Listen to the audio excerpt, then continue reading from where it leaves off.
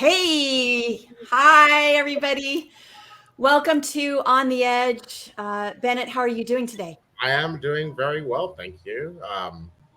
Happy Friday, everyone. I'm very excited about this particular topic. Certainly, it's volatile, but at the same time, it is about awareness and this kind of leveling out and understanding perspectives. Yes. I'll tell you that I mentioned this topic to a friend of mine, and ooh, did it strike a chord? Not a positive one. Right. Um, but that's the whole purpose of this is to understand from our everybody's kind of collective perspectives of how we move forward. So Right. So with that, I want to jump right in and introduce our guest, William Wiggins, who has been a friend for a long time. He's assisted me in the past. He's been on HR Latte. I've interviewed him on a conference room floor years ago when it wasn't cool. Do you remember that, William? I When do. I nobody think we else were in was doing it, Chicago. but I was doing it. But now it's really cool to do this on the conference floor. And I miss those days. I miss seeing you in person and getting a big William hug. So I want to introduce William, but I also want him to tell us a little bit about himself and his work before we dive into our topic, which is white privilege. Go ahead, William. Yeah. Well, thank you, Rayanne and Bennett. You are, I consider you two people as a part of my experience in the HR community. My background is in benefits. I was a benefits analyst and a benefit manager for many, many years. I always complained to everyone, if I were in HR side, I would do this. If I was on the HR side, I would do that.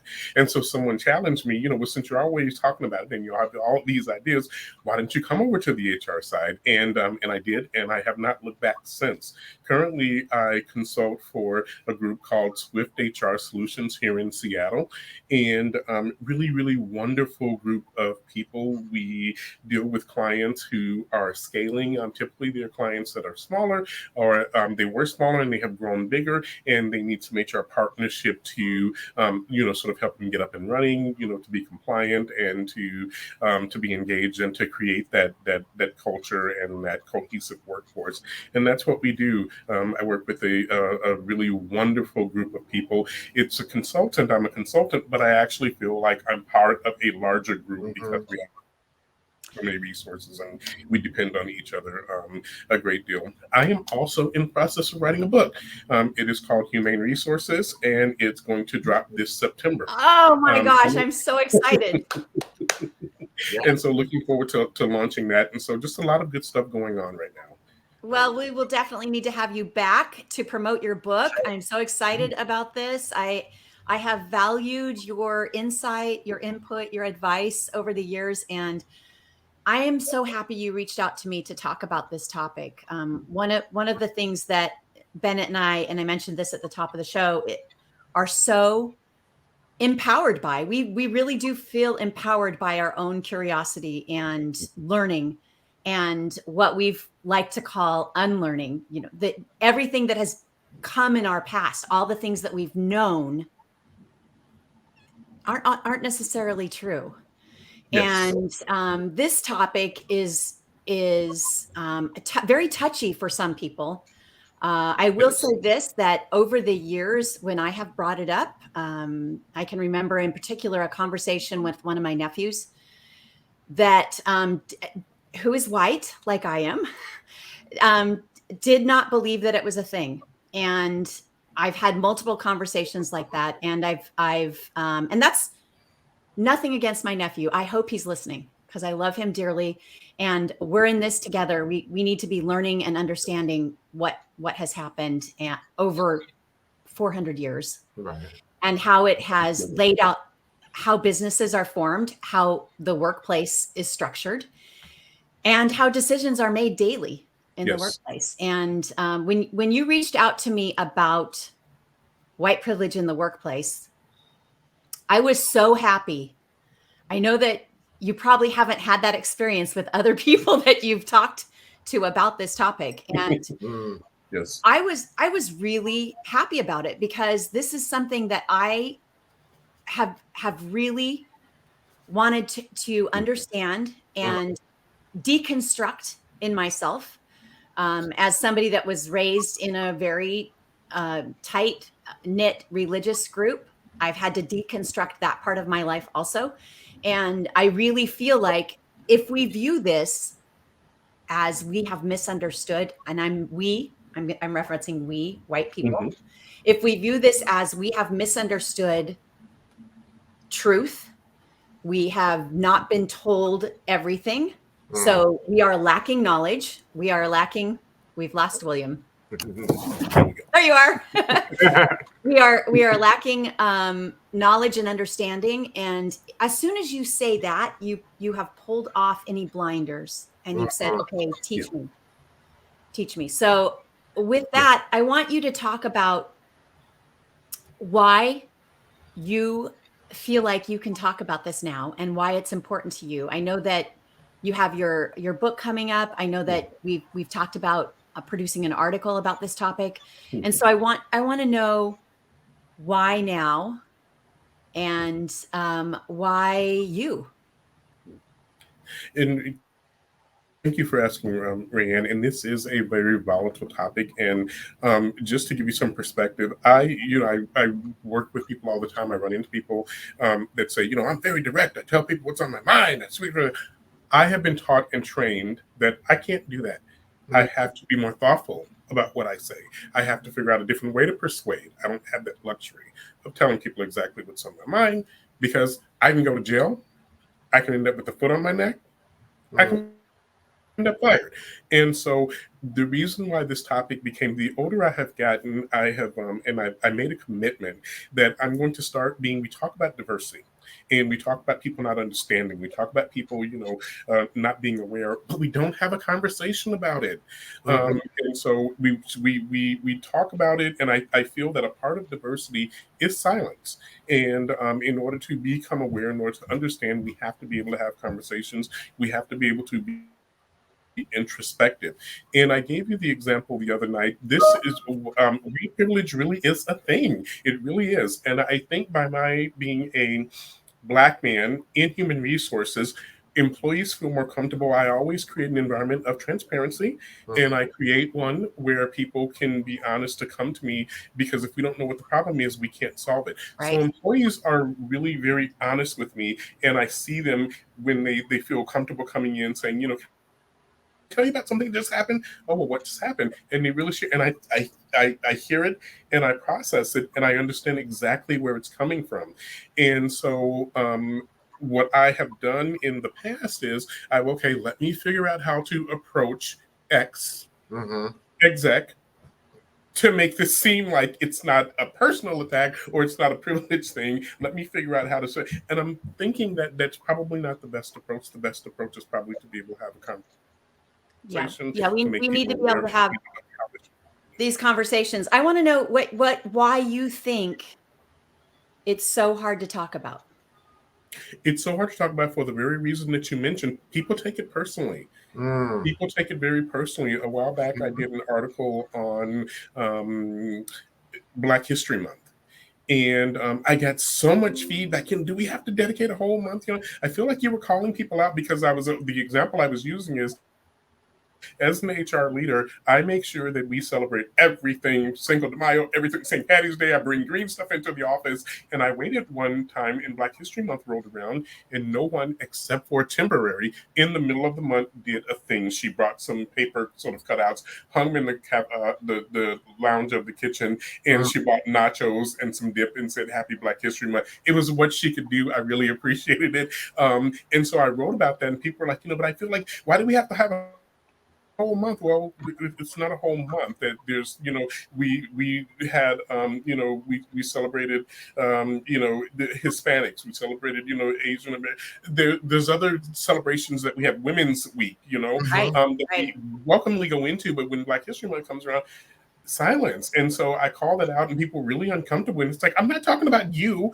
The article wasn't meant towards you. It was to talk about, sort of how it looks in the workplace and how sometimes there's a disparity in how we see our colleagues and what's important to them.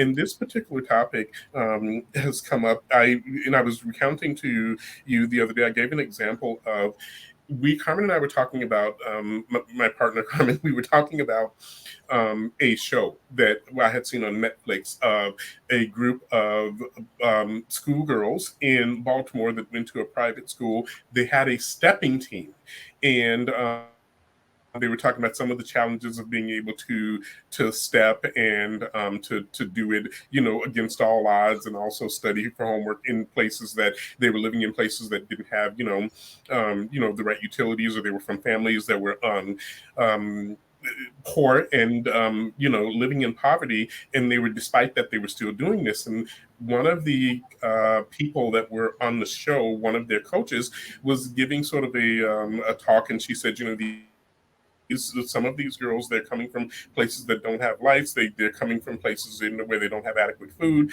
Some of them don't have refrigerators. And I turned to Cameron and I said, how ridiculous. Who wouldn't have a refrigerator in their home?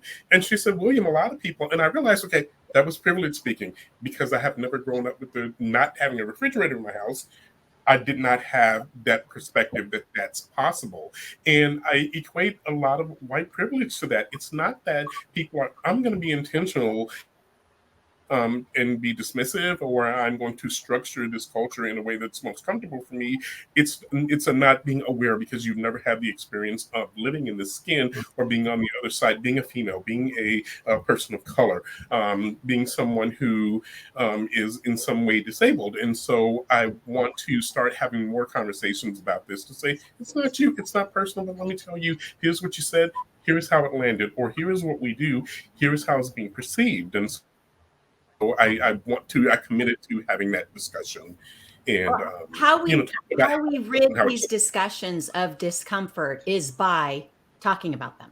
is by talking about. And what I call exposing the soft underbelly, those areas that are really tender, those Yes. areas that we feel like we can't talk about. I mean, it's how I've conducted my life. When we face challenges personally, they don't go away by pretending they don't exist. Right? They don't go away by pretending that it wasn't my problem, or it didn't have anything to do with me. We have to talk about this. We have to figure out what's happening and how we can solve it, because we can solve it, but we need to be in this together.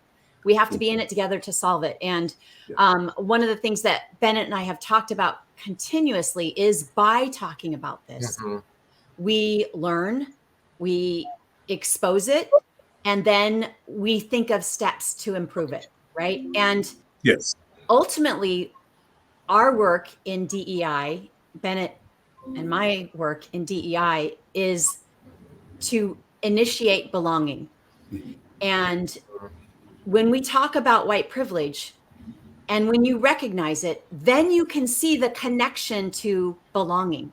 Yes. Right? Because when you eliminate those barriers that we put that are there in our minds, or have always been, because it's how we were talked about when we grew up, it's how we listened to our parents, how we listened at church, work, school, whatever our influences were. Yes. Those are barriers that have been put in place in our minds and in our hearts. And we need to lift those barriers so that we can extend ourselves outwards, so that other people can respond with, I feel like I matter. I feel like I belong here with you. Right. So I know Definitely. that you've had some experiences and you've documented them. So I want you to share some of these experiences that our people who are listening or watching can say, oh gosh, I didn't even think of that as privilege. Okay. Well, an experience that comes to mind, and I have many, but I'll share just a couple. I think how white privilege often shows up in our workplaces is oftentimes through hiring, and people getting promotions. It shows up in pay disparities. And I was working for an organization a while back where we were hiring for a very high level position. And so we were interviewing a Black woman from the East Coast that was far more qualified for this position than anyone else that we were interviewing at the time. And we were going through, her resume. Yes, she looks wonderful. She looks really, really good. And the CFO said that, I don't, but I think she's I think she's radical. And I said, well, what do you mean by radical? And he said, those things in her hair, that means that people are radical, don't they? She had her hair in twist. Mm. Um, and I said, no. I said, actually, it's just a style. So I gave him a little bit of history on, kind of where the style started. And I said, doesn't mean anyone is militant, but he couldn't move off of that piece that, I think she's going to be a troublemaker. I don't think I think we're moving in the wrong direction. So I, said, I think we need to, relook at this. Let's take feedback back from the panel. And before it was over with, we ended up not selecting her. But it was because, okay, well, why aren't we selecting her? I think she was really good. She was a really qualified person, but I am just not comfortable with her hairstyle. Okay. And so that's okay. So we had a senior exec who was making this decision that had an experience with someone with twists or dreads that he associated with being militant or troublemaker or someone, an organizer type of individual that he decided that he didn't want that as a part of his culture. And nothing in this woman's background would have indicated that she would have been that type of person. And if she were, maybe that's something that we can actually use to our advantage. But someone missed out on a wonderful opportunity because of a decision that was made by someone because of their hair, because of a bias that they could not get past. About an individual of color. You touched on something also. You talked about cultural norms within an organization. A lot of times, how privilege shows up is that the organization will typically take on the culture of the dominant culture within the organization. Right. So I have worked for organizations a long time ago. I wanted to go into sales. I did not think it was possible because there were no other people of color or females on the sales team, and so I, in my mind, assumed I'll never get hired. I'll never get the job. Had applied a couple of times and didn't get the job. Came to an organization and worked for a woman here in Seattle by the name of Barbara Fives, who taught me the value of inclusiveness. She had representation of everyone on her team. That is when I went into sales and was able to get into the position that led me to a successful HR career ultimately, and starting off with a successful benefit career. But that dominant culture that creeps in looks like this. Hey, I have a referral for you. Thank you for the referral. Where'd this person come from? Oh, we went to Princeton together. Oh, okay. We will take a look, at the individual. We have someone, application. But no, I think I want that person. Or we're in the same fraternity. I work for an organization where someone new came into the organization and said, all of the women here, they look alike and they kind of sound like they have the same sort of sensibility. And I said, because the senior director, they're all from the same sorority. Literally in this group, all of the management team, they were from the same sorority, from the same school. And so that's what we get because we had a senior leader that pushed this and was not really open, not even aware that she wasn't open, but she was referring people that were in her circle. And which is what we do. Yep. I mean, when we think about sales, we buy from people we know we like and that we like, right? So, or we trust, right? Yes. So this person was hiring from a group that she trusted, may not even have been in her same year, but she trusted the sorority, the school, right? And so I want to know what I don't understand. I still don't understand the fear. And I think that is what is the basis of white privilege. There's this fear of maybe of someone who's different than them, but also this fear of losing their place, right? Losing power, right? And by power, I mean just this feeling of superiority as a superior, I'm doing air quotes, you can't see them, but Mhm. superior race, and talking about it maybe says, I'm willing to admit that I'm not superior, or I'm not willing to talk about it because I don't want anybody to think that I think that. Right. So Yes. I I don't I just really want to get it out on the table, like when they do the crab dump, right? When we have a bucket full of crabs and we open it up and we just spread it out and we talk about everything so that we can say, "Oh, yeah, I I did have an experience like this." And William, as you were talking about um the hiring that you just shared with us, Mhm. I had a similar experience. I was hiring a replacement, helping hire a replacement for me as I was moving from an American role to an international role. We were hiring somebody in our office to replace me. And they needed somebody that had more email marketing skills. I didn't Yes. believe in email, so I would always fought it, you know. And so I did a lot of research and found a candidate that was amazing, brought Mhm. her in. She was African American, living in South Orange County, California. Very, very smart, very, very qualified for the role. Yes. The other part of the hiring team brought in a white, blonde, Barbie looking cheerleader, Yes. right? They hired the white, blonde, Barbie looking cheerleader, and Mhm. she failed miserably in the role and was Yes. let go within a year. So we are missing out on amazing people. And we, hiring managers, who put blinders up or think a hairstyle is militant because we haven't learned. Right? You can Yes. look, I mean, Google anything. Just go if you don't know or don't understand, Google it. If you don't know Yes. what an acronym means, Google it. If you Yes. don't It's all understand available. a certain topic, Google it. Right? There is a living dictionary and encyclopedia in front of you that Yes. allows you to teach yourself. Hmm. It's all Along available. with asking, I mean, this is my constant feedback when somebody comes to me with, um, I don't believe that, and I don't. Well, have you asked your black friends? Have you asked your gay friends? Have you asked your friends that are disabled or veterans? Have you asked them?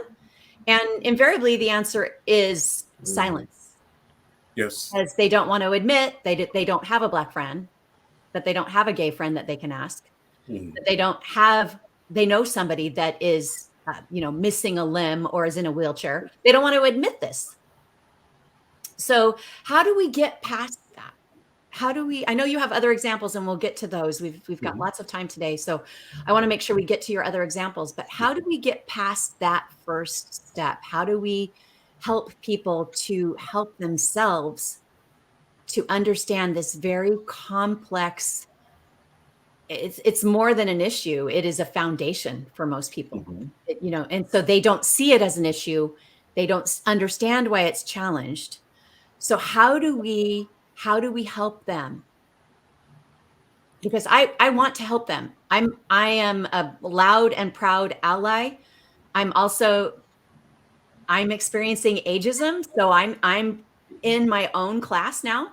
And of course, being a female, I've experienced that as well over the course of my career and my life with sexism and harassment and Mhm. those issues. So, how do we help people who have the blinders on? How can we help them? And because you are so kind and respectful in how you approach this. It is such a unique thing. We see people even on LinkedIn that are shouting all the time. Yes. That shout their anger. And I get the anger. I get the indignant Mhm. anger. I understand it. I listen to that because I want to understand and be passionate about it too. So we need to listen to those people that are Mhm. strong enough to be open and angry about it. How do I Yes. don't I want to know how you have maintained your kindness, your ability to just like Mm. reach out to me and say, "Hey, I want to help raise awareness." Ryan, you don't. I think what we're all going to have to do, myself included, and I do this, is we have to open our arms, we have to open our hearts, and we have to be willing to have the conversation. My standard response to somebody when they come, can I ask you something? And can I ask you to use it? You can ask me anything. Mhm. You can ask me anything, and we're going to have to, those of us who have lived on this side, who've lived in the skin, who've been in these marginalized spaces, we're going to have to let down the wall, and Mhm. we're going to have to be open to having a discussion. And we cannot see this as strictly our problem or their problem. This is everyone's problem, and the only way that we're going to solve it is to be comfortable in having conversations. And the way you make people comfortable is having the conversation, is approaching it from a standpoint of let me. And this happens on a daily basis. This is what she said. This was her intent, and we have to stop. We have to pause. Okay, so when someone asks you, well, where are you from? Okay, sometimes the immediate assumption is, okay, well, I'm from America. Why wouldn't people? Why would she think that that I'm not American? I'm not from here. But my response is, oh, I'm from Seattle. I'm been here for 22 years. I'm originally from Chicago. And then someone once said, yeah, but she was assuming you were African, and I'm like, well, I am 46% West African, and that's not a bad thing to be. If someone makes an No. assumption that I am African, that's not that to me that is a that is not a bad thing. It's an acknowledgement that I am different. It's an acknowledgement of my heritage. So I don't see that as a negative. And so I think that we have to be open. We have to let our guards down. Mhm. Right now, with everything that's going on in the Supreme Court, in our government, everything that's I happening know. I in the know. country, it's easy to kind of keep that wall up. We have to let these walls down, and we have to start the my clients that I work with. I am so fortunate that I have created a good relationship of when I say, I always start off with, I need you to listen to me right now. And they will stop and pause because they know I'm about to say something, profound or something that could be, a little hard to hear, but they Yeah. do it. They stop, they pause, they listen. And I work with some groups that are really, really people focused. And when you say, I think that we need this, or I think we should do this, they're very open to it. So we have to be open to change. We have to be open to having discussions, and we can't always take things personally, regardless of what side we're on. Otherwise, we're not going to get anywhere. We're not going to feel comfortable in a space to have the conversation. I love an executive that you can go into and you can say, do you realize the month has passed and we did nothing to acknowledge Black History Month? I love the executive that will go and say, you're right. Let's get something together right now. The wrong time to do it, but you're absolutely right. I did realize it, and you'll be surprised more often than not that is what it is. And so we have to be able to call it out, talk about it, Mhm. I want and to have I want to ask you a question. If you think, because I'm up here looking at all of my books that have helped me understand white privilege and also learn more about like plantation theory by John Graham. I've got Hush Money by Jackie Abrams. I've got Uncomfortable Conversations with the Black Man by Emmanuel. I Am a Girl from Africa, Isabel Wilkerson's Cast. I'm Not yes. Yelling by Elizabeth Liba. What's the other one? White Fragility.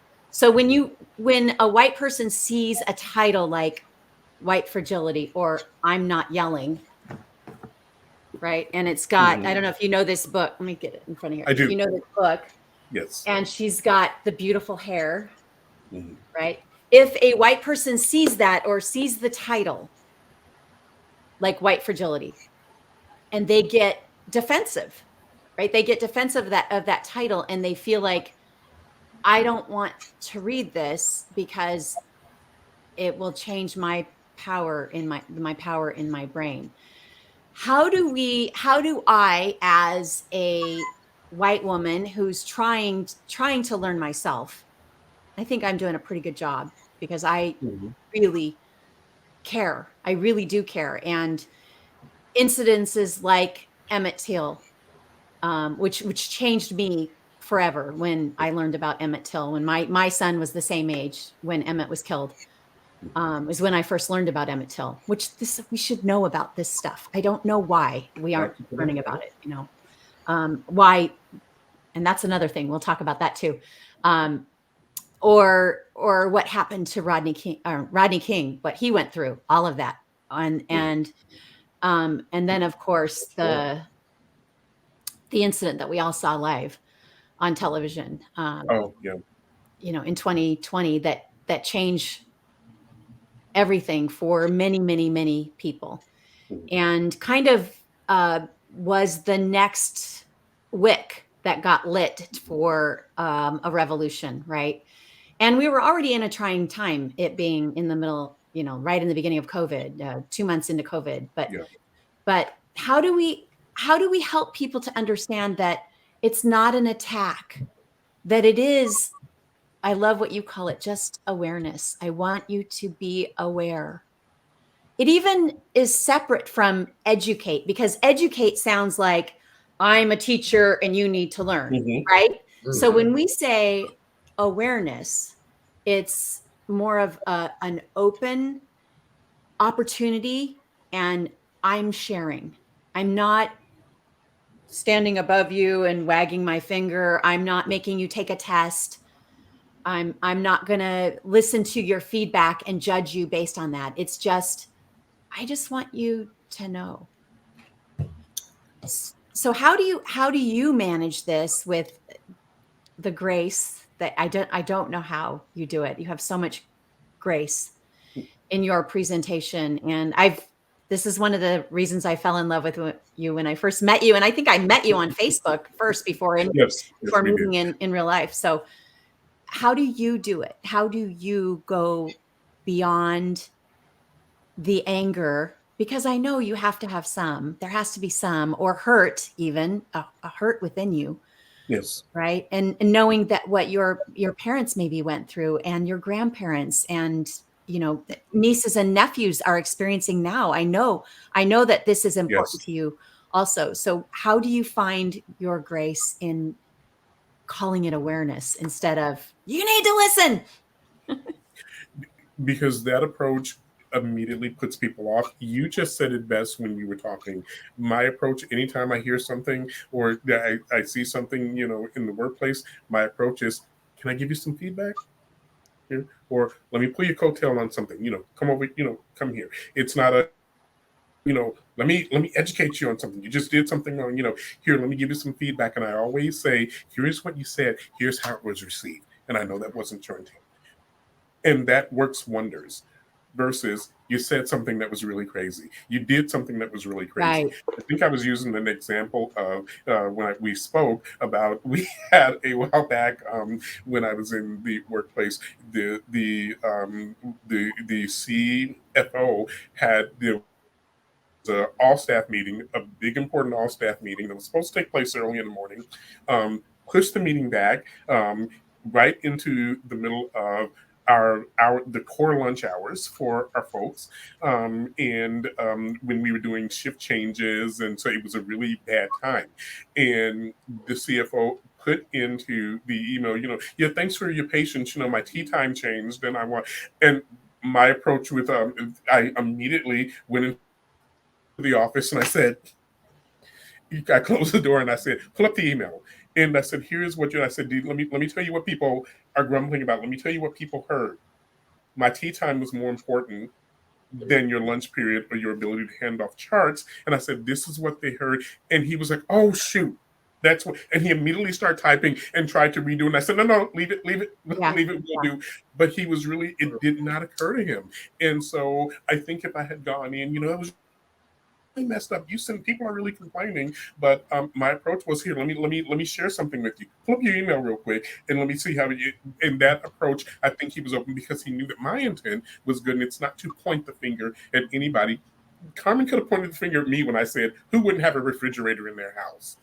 But she did. She did point the finger at you. A lot of people, just because you had a refrigerator, you don't understand. Lots of people don't have refrigerators in their houses, and we were able to have a conversation about it. It's never, my intent is never to point a finger or to say you're doing something wrong, unless it would have been a different story had the CFO said, well, that is how it is, and that's exactly how. Then the conversation would be, okay, so then let's look at the turnover. Let's look at some other things you've questioned about that could be leading to, and then I would have given some more examples. But I think most people have the right intent and don't intend to offend a group of folks that are working on to make their initiatives to make a corporation successful, to Mhm. help us to meet our goals. And I think they want to do the right thing. And I think it's the way we approach these conversations. We have to be open, and both sides need to be vulnerable. And I'd say if you see that book on the shelf, if you see Cast on the shelf and you say, this is going to take away my power, or I might learn something in this book, that makes me feel guilty, or makes me, in some way, feel accountable, I say get the book anyway and read Well, it. absolutely get the I book, do. but there are folks that don't want to confront anything that is uncomfortable. They do not want, they're comfortable in how it is. And if they learn something new, then they can't ignore what they've learned, right? Mhm. They have to acknowledge it. They have to face it. They have to figure out, what was I doing wrong in the past? Is there Yes. something I need to apologize for? There's always something we need to apologize for, because most of us live here, right? We're Yes. thinking about us. We get up in the morning, we think about the things that we need to accomplish in that day, who we need to help, whether it's our children, our Mhm. parents, whatever our focus is. We're thinking about this. We're not thinking outwardly. And so it's really important to have that. I mean, I love that you are this whole sounding board feedback person that is willing to be the instructor on this, willing Mhm. to say, okay, let's take a look. Let's just be calm, and let's take a look. Mhm. I want to go back to the very beginning now of white privilege and talk about the definition, Mhm. the actual definition of white privilege. And I know that you've shared some definitions with us, and there are, we've got what dictionary.com has the unearned, which feels harsh, right? The Mhm. unearned, this is why a lot of people don't like it, because they feel like, I worked hard. They're going to go right to the place of, wait, it's earned. I worked hard too. The unearned, mostly unacknowledged social advantage that white people have over racial groups simply because they are white. Mhm. This is to the point, to the Yes. heart, and many white people will be uncomfortable with that definition. This in dictionary.com. Merriam-Webster says the set of social, and it's a little bit more softer, the Mhm. set of social and economic advantages that white people have by virtue of their race. Mhm. And then Oxford says inherent advantages possessed by a white person on the basis of their race in a society, so it puts it on society, in a society characterized by racial inequality and injustice. These are powerful and true definitions. And Mhm. why are they different than each other, though? One of You them know, puts the focus on society, right? mhm. One of it puts the focus on individuals, right? And then the other one feels like the Merriam-Webster one um, puts it on economy, right? The Mhm. economic advantages. So And you're all correct. it's multifaceted. It isn't Yes. just one. We can't just pin one Yes. definition. They're all correct. They're all absolutely correct. And I think that, the one that you mentioned from dictionary.com, the unearned, mostly unacknowledged social advantages white people have over other racial groups, no one worked hard to be white. It was something that they were born into. Okay. And I think that to I'm convinced that there are no set of blinders that would that someone could be fitted for, that they would not be able see that there is a disparity in this country. It is, and you may not want to acknowledge it. I think you may go home at night, and when the lights are down, you know that there is. You know that it's true. I think it's hard to feel that you are a part of that. But again. No one's blaming you. No one's blaming anybody for what they were born into. We're saying, how do we make this work for everyone? It doesn't mean that because we give someone advantages or we hire someone, that might have different hair from us, or that we acknowledge that someone else, that there's a group of people in our workplace that like to celebrate their culture and, their accomplishments, over time. It does not say that we're taking anything away from you. It saying that we're acknowledging everyone, and that we're trying to be more inclusive. But all of those three definitions that you mentioned were absolutely correct. They were absolutely correct. Yeah, as you were reading one of those, I was thinking of a situation when I wasn't in the workplace, but this has happened quite a bit, and Carmen will share the same experience. When I used to travel and I was upgraded to first class, I cannot tell you how many times I'd be sitting there and the flight attendant was, "Can I see your ticket?" "Oh, yeah, you're in the right place."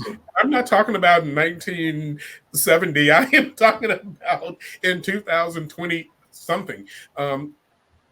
It still happens. I cannot tell you how many times I've been in that first class line and had the flight attendant, "Oh, we're boarding first class right now." Okay, you can't sit here and tell me that we don't have those disparities that exist in this country when behaviors like that, are still going on. Is it a big deal? Where am I deflated because someone assumed that no, but it shows that how people see other people.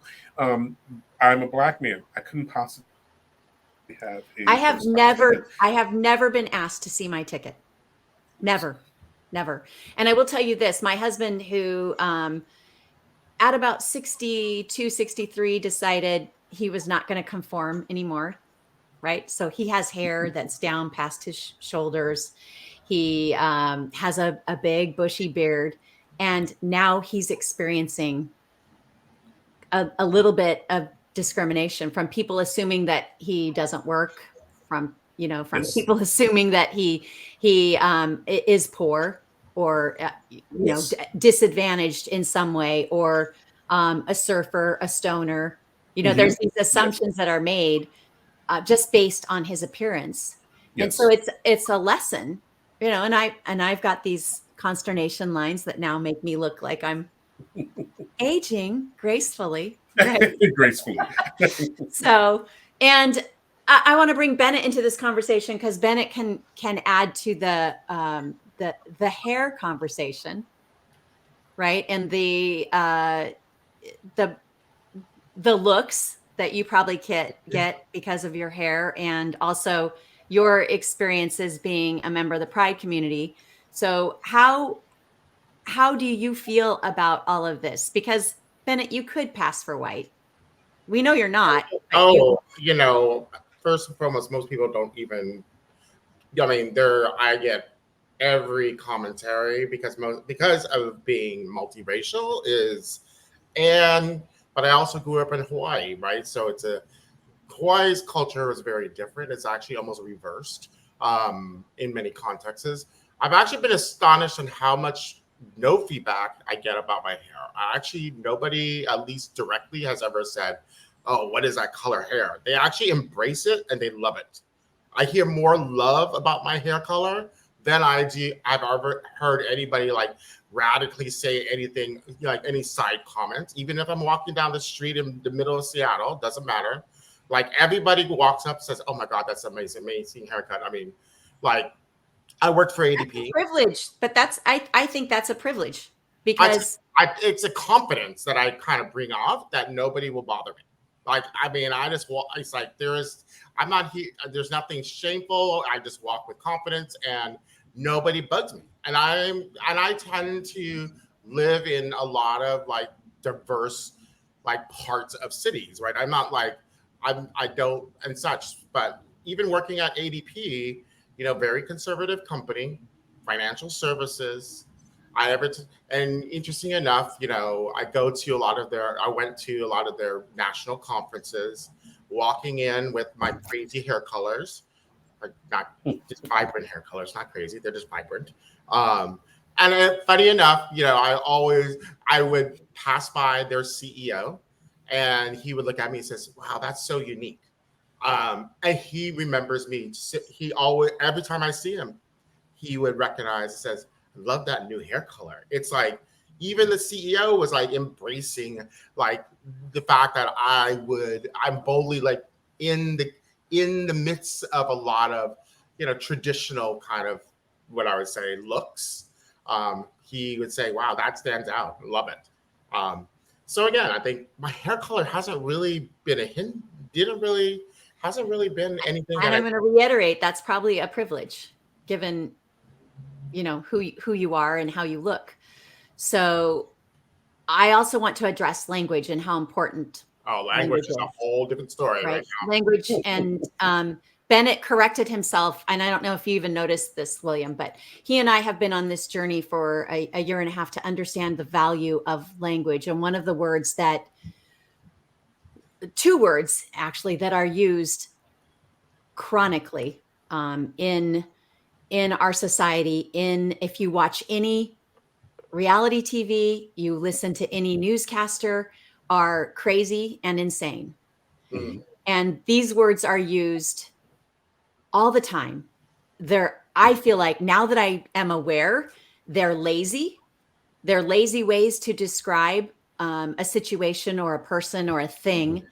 And we need to be a little bit more aware and cognizant of the impact that language can have on individuals. And perfect example of this was when Bennett and I were first confronted with this. And we both said, we're not talking about a person, we're talking about a situation. And then it settles in you.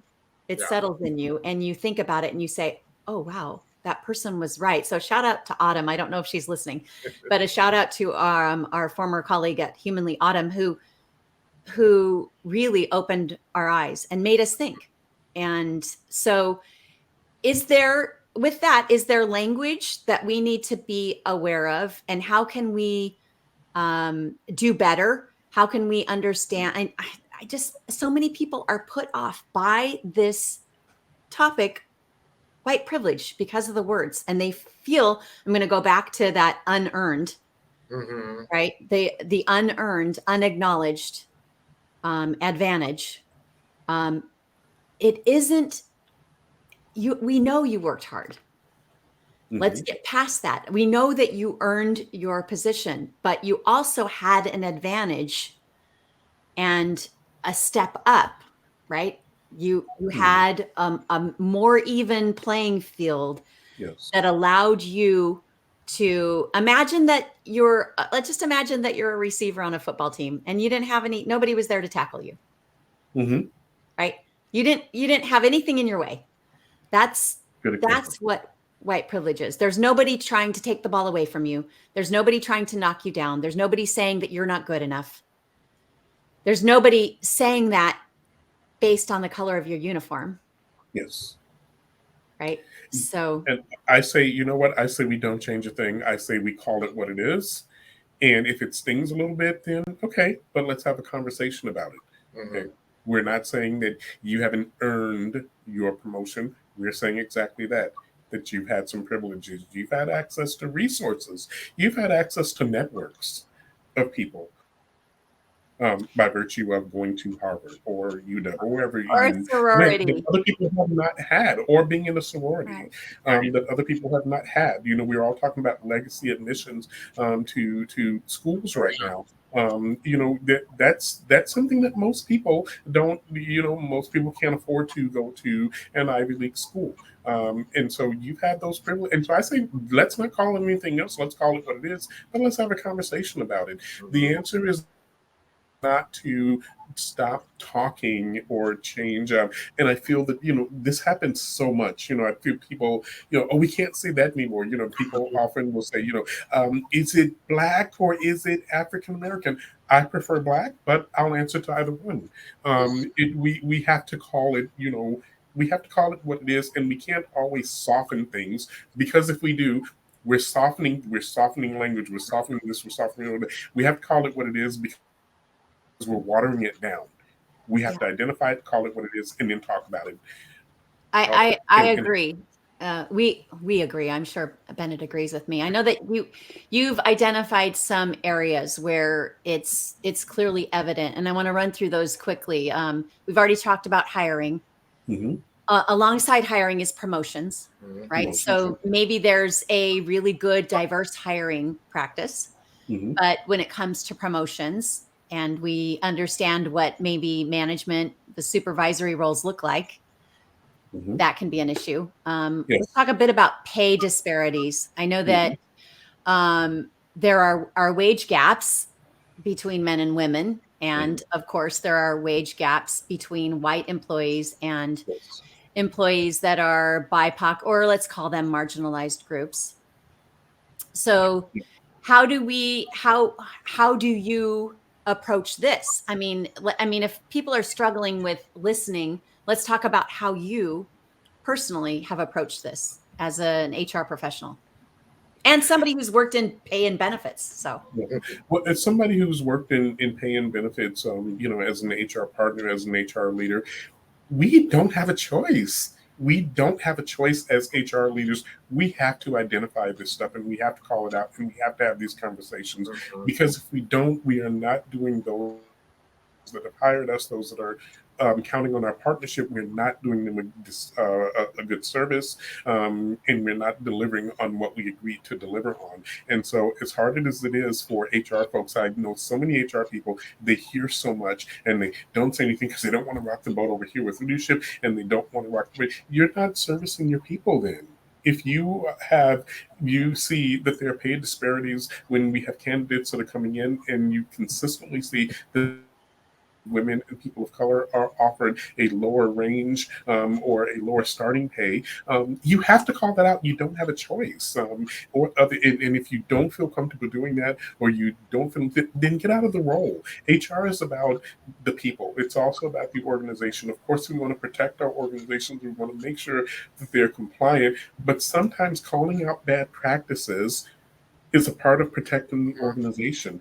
And discrimination and microaggressions, discriminating against people in their pay, you can't do that. That can get you into trouble. And so we have to be brave enough to be able to have those conversations. First of all, have those relationships and have those conversations. Otherwise, we're not doing our jobs. And that's a part of the role. If you're going to be able I love that you called it a microaggression. That's another one of your points is microaggressions and biases, unconscious or not. The Mhm. biases are there, and how we make them not unconscious is by becoming aware and raising awareness with this. So, I think let me look real quick at your notes. I want to say that we don't miss anything. Is there, there's so many softwares out there now that are supposed to remove unconscious bias in the hiring process, please. maybe internally.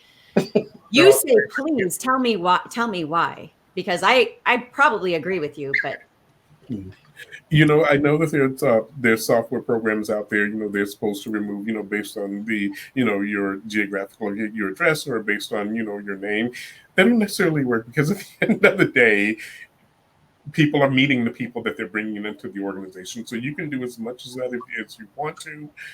They still exist. I don't think there's any way to weed that out other than having those conversations at a human level. No software Yeah. can eliminate bias. And so I'm not a big fan of that approach. I believe we actually had that software when he interviewed the woman from Atlanta. She got in the door and she, based on everything that the system chose her, she got in the door, but she didn't make it to the finish line. interesting. And that's where decisions are made. And so I think that's wonderful, but at some point at the end of the day, we are encountering, we're meeting folks that we want to be a part of our organizations, and at that point, that is where decisions are often made about who to move forward with. And as long as you have a human aspect to the recruiting process and to hiring and to a lot of these HR practices, you're always going to. That is where you have to address it at a Mhm. Yeah, human level, yeah. not Yeah. not in the software. You know, You 15 can't. years ago, when I first started writing about, when I first started blogging about recruiting and HR, one of the topics that I wrote about was discrimination, but in a different way, because hiring at its very core is discriminating. At the very end of the process, only one person is selected. Mm-hmm. Everyone else has been discriminated against. Everyone else, because for one reason or another, they were eliminated. And it came down to that one person that was hired, right? And I got a lot of pushback on this. A lot of people did not like that I called it out as discriminating, like what the word actually means, right? So, as important as that unconscious bias conversation is, as important as it is to try and remove bias, you're absolutely correct that in the final moment, someone is the one that is receiving the job offer. Yes. And typically, it's the person who is the supervisor in that department that this person will be reporting to that makes the final decision. Like in my case that I described earlier, because I was no longer going to be a part of it. My Mhm.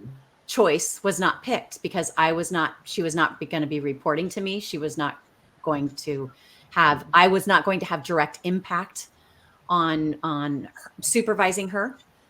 So how can we, we just need to keep talking about it, don't we? We just need to keep raising awareness and hoping people hear and are willing to recognize the thoughts that have that discrimination and bias creep in and say, oh, I just don't like her hair.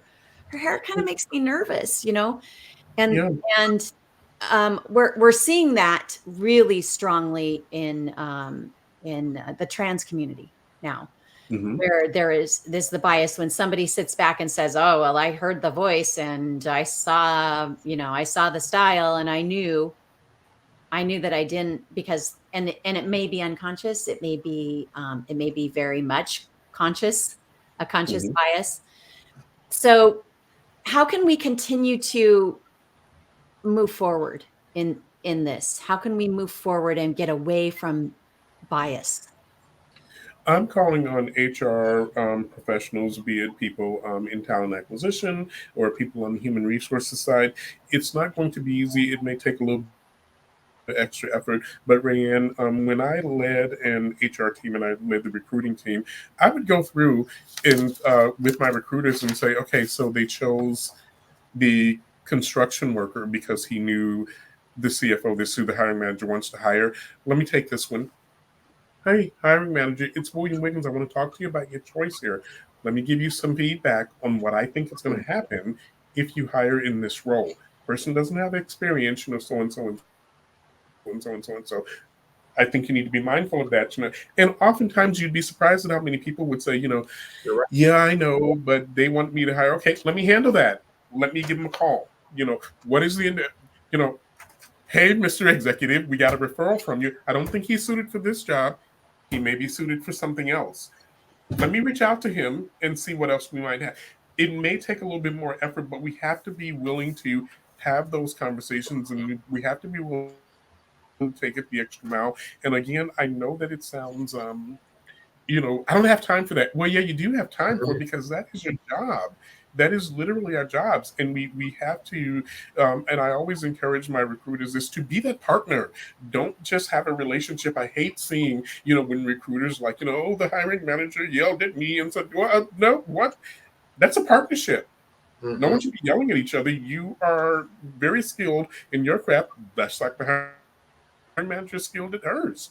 And so create that partnership where you can have okay, so why did you choose this one?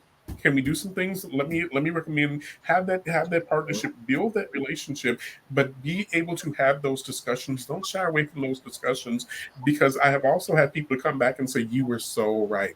I just didn't know how to say no to again the frat brother that was here.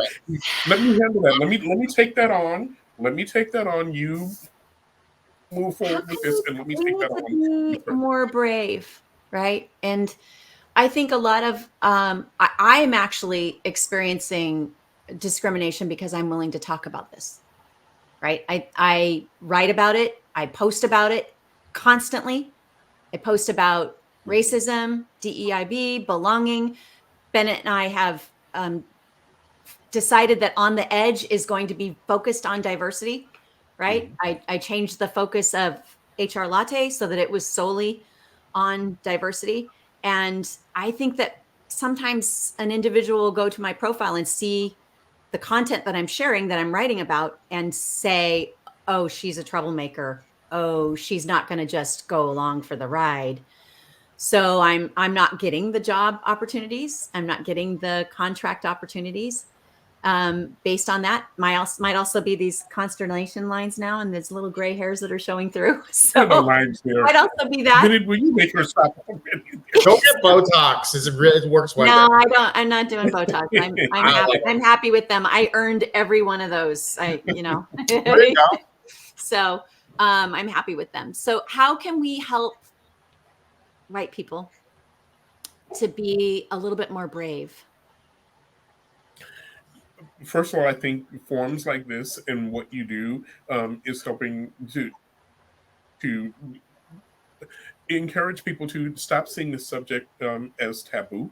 In diversity, it's not about, I think people think that diversity is about, hiring Black people or hiring brown people or hiring you.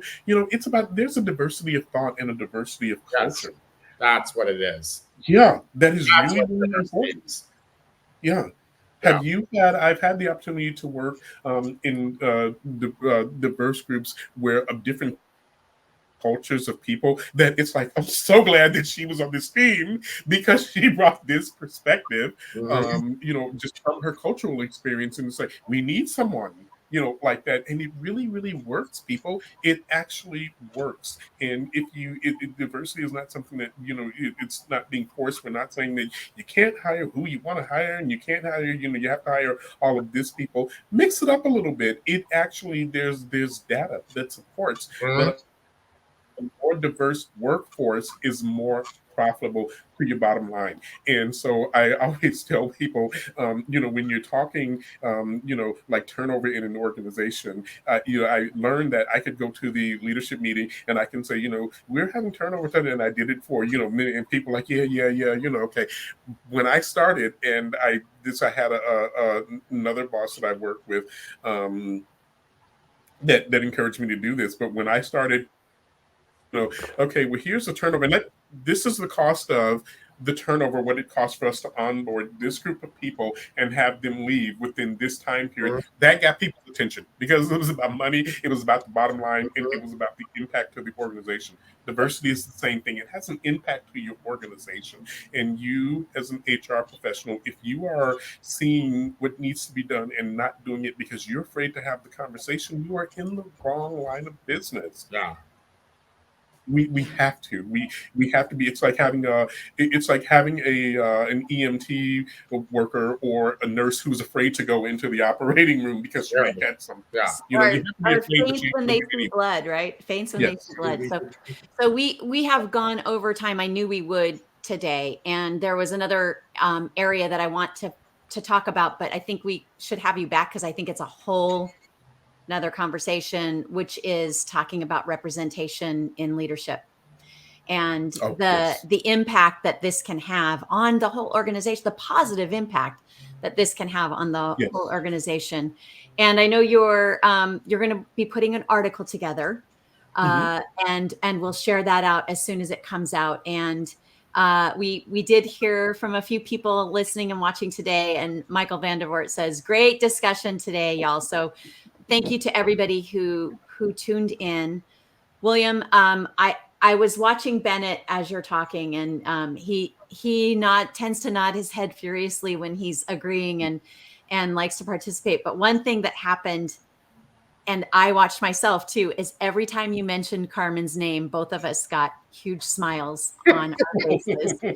So please share our hello and love to Carmen. And um, we hope you'll come back and talk with us Yeah, when your book absolutely. is released, and we can talk more about this topic. I think it's Oh yeah. really so important and powerful, and it can assist in the necessary shift Mm, that needs to happen. yeah. And if there's one thing I will leave everyone with who is listening, whether you're in the HR or not, if the conversation feels uncomfortable, you have to be okay with the uncomfortableness, and you have to move forward in it anyway. Yeah. Yeah, we. There are a lot of things in life that are uncomfortable. Yeah. Diving in a cold pool, going in the ocean, trying something new, Just talking happens. to your mother-in-law. I mean, there are a lot of things that Totally. are uncomfortable. So I worked in an organization, Rayanne, that had we were international, but we had, I believe, about 400 people in our Seattle office, and I was one of two. Um, I was one for a long period of time, and I could be uncomfortable going up in that office every day. But you know what? I went in anyway. I went in anyway, and I did what I had to do. And so sometimes we don't have the luxury, especially as HR professionals, of being uncomfortable. We are here to serve a community of people. We are here to serve an organization and a community of leaders. And that is what we're here for. So Yeah. if we're uncomfortable, we need to get over it, and we need to do what we were hired to do, and we need to bring some awareness around these things and make sure that our organizations are successful in doing the right thing.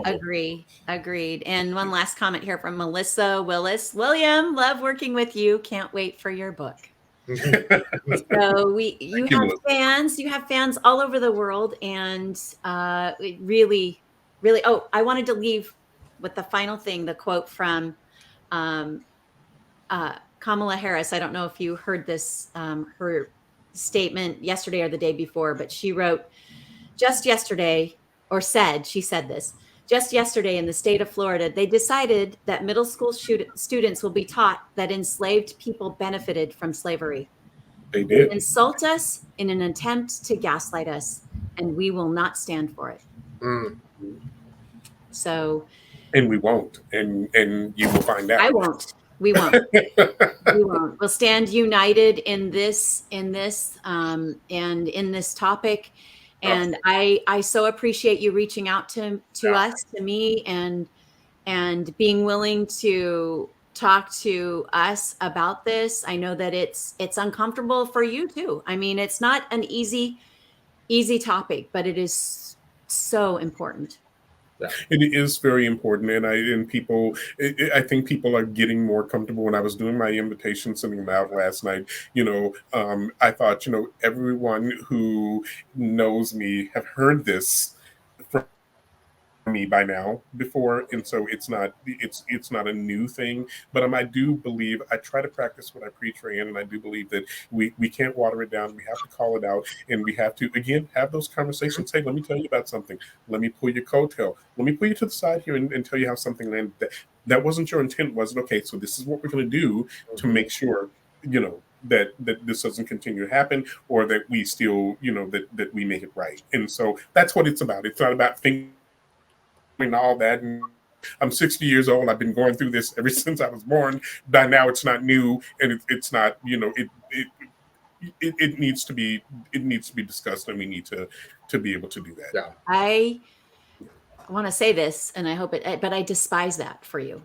I despise that that you say that this is something you've been going through since birth. It breaks my heart, and our hearts need to be broken. Our spirits need to be contrite. We need to see the need for change, and it's so important. So thank you so much for being here today, our guest on The Edge, and we hope to see you back soon. Yes, you definitely will. Okay. Thanks, everybody. Have a great Friday. Enjoy your weekend. Okay. Yeah, I'll see you all. Appreciate it.